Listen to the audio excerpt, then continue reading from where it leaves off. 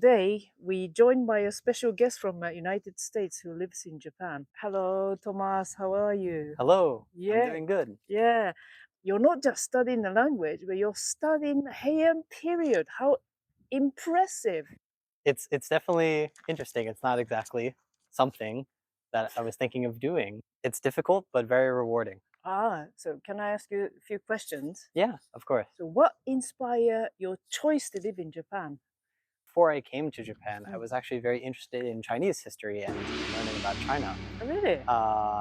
However, at my college that I was studying at, they had an opportunity to study abroad in Japan, and that combined with my interest in wanting to learn about history outside of the US and Europe.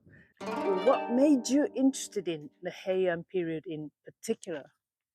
In particular, I was interested in the fact that there are, in the US and in Japan as well, there's also the Meiji period, so around the 1800s, and the Sengoku Jidai period, the Warring States period in the 1500s, 1600s period, tends to be what's big in popular culture here and in the US. And I found that if you go a little earlier back, there's also quite a rich history and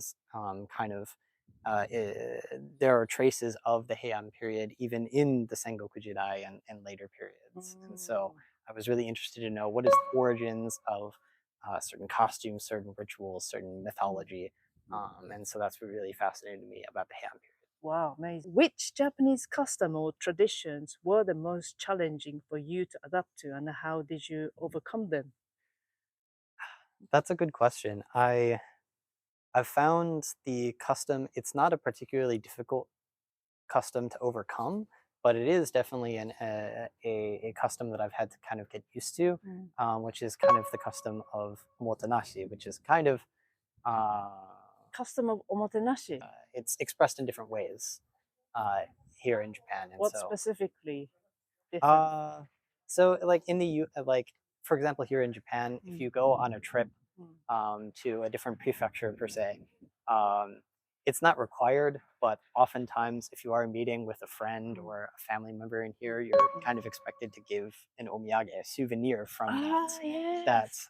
prefecture Yeah. that you went to. It's Yeah. not obligatory, but it kind of is something that everybody does, so it feels like you should do it too. Yeah. That's not exactly something we have in the US. Yeah. Like when you go and visit a guest, you don't always have a gift necessarily unless Yeah. it's a big event. Yeah. So I forgot to ask you how long you've been in Japan. I've been in Japan for this time, I've been here for about 11 months. Have your personal values or beliefs changed in any way since moving to Japan? This is a little bit more specific to me, but so I grew up in around Chicago, and Chicago, it's a very large city.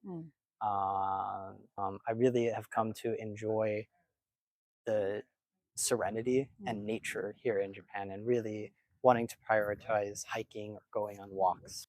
What are some of your favorite Japanese food, and what's the one thing you absolutely cannot eat? So I have a lot of different favorite foods in Japan. I've definitely wanted to be as adventurous as possible. And I've favorite foods. I'd say one of my kind of comfort foods that I've really enjoyed here is katsukare. Katsukare. I also have started to really enjoy tsukemono, like pickled vegetables here. I never thought I'd enjoy pickled vegetables as much as I do here, but they are quite refreshing actually, when especially in a teishoku, a set meal. But one food I cannot stand, I've tried it before, Yes. but is natto. Not. It doesn't matter which way it's being served. It doesn't matter what it's served in, what it's served next to. If it's hot or if it's cold, it's all bad in my opinion. What do you think of Japanese people? Anything that you didn't expect? The impressions that a lot of foreigners have of Japan is that Japanese people are very kind. They have very nice hospitality, as I mentioned before, motenashi. But level of kindness and the sincerity of the kindness has been truly amazing. Many of my friends have been more than welcoming. I've been able to do so many things that I never would have thought possible without their help and their assistance and their kindness, wanting to show me all these new experiences and wanting to help me understand their culture better. And it's just been a fantastic experience. Truly, there are many wonderful people here in Japan that have made my experience indescribably amazing. What's the most difficult part of learning the Japanese language for you?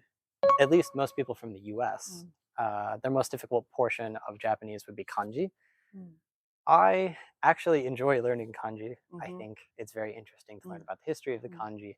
And so actually my weakness with the Japanese language is grammar, because every once in a while I always mess up which particles I should use. Wa, ho, ga, ni. They all feel very similar to each other in some situations, and it's hard to use the correct one because it'll change depending on the nature of the sentence. So one of your hobbies is so fascinating. I heard you've been collecting temple and shrine seals. yes, I've been collecting temple and shrine seals since I was here studying abroad.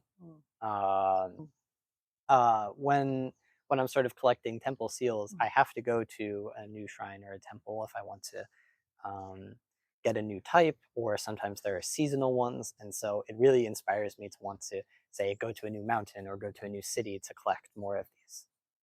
How many have you collected so far? And do you have a favorite? Probably close to 120. I would say one of my favorite ones, it's within Osaka Prefecture. And the name of the shrine is Hoshida Myokengu. And this shrine, they have a fantastic artist who creates these seasonal temple seals. And in particular,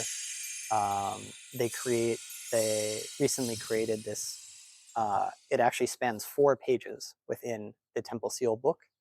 And it shows the story of the tale of Tanabata. And it has this really beautiful artwork of a river and a prince and a princess reaching out over the river with stars in the sky. And inside the river, there's a poem in hiragana that floats down the river. It's a really beautiful piece of art. This sounds like much more than seal, isn't it? Yes, it's pretty much a piece of artwork all on its own. It's really quite wonderful. I see. いいです。いいですか。いいです。これ私ちょっとあげますこれ。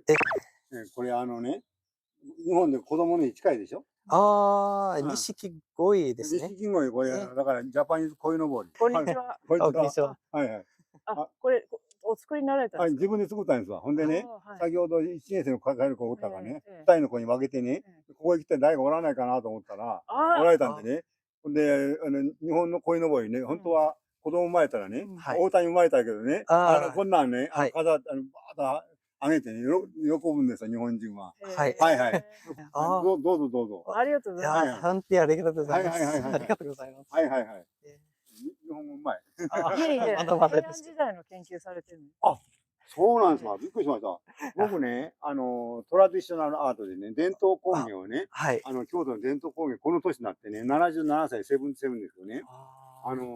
京都の伝統工芸の学校出ましてね、こういうもう昔の日本のね、風習とかね、そういうものをちょっと作ったんですよ。で、そうですか。どうぞどうぞ。ありがとうございます。ありがとうございます。はい。本当にありがとうございます。可愛いです。ありがとうございます。What happened now? See, that's the omotenashi. That's exactly what I was talking about. Yeah, for the hospitality. Hospitality. Okay, this is the last one. Okay. Any advice or tips for people who are studying English? And if you don't mind, tell us in Japanese. はい。日本語で頑張りますけど、日本人英語を勉強するとき、私のアドバイスは、失敗すればそれは大丈夫。大声を使ってください。英語で、やってみてください。友達と、クラスメイトと、いろんな人と英語を喋れば絶対に上手しますよと。はい。間違っても喋ってみようということですね。はい。わかりました。ありがとうございました。心配しないでください。はい。トマスさん、Thank you so much. Yeah, no problem. I see you soon. Yes. Yes. バイバイ。この動画は英語の学習教材としてもご活用いただける内容となっています。動画がお役に立ちましたら、ぜひいいねやチャンネル登録をお願いします。これからもノッティンヒルアカデミーでは様々なトピックで楽しいコンテンツをお届けしていきますので、お楽しみに。リクエストなどがあればコメント欄にお願いします。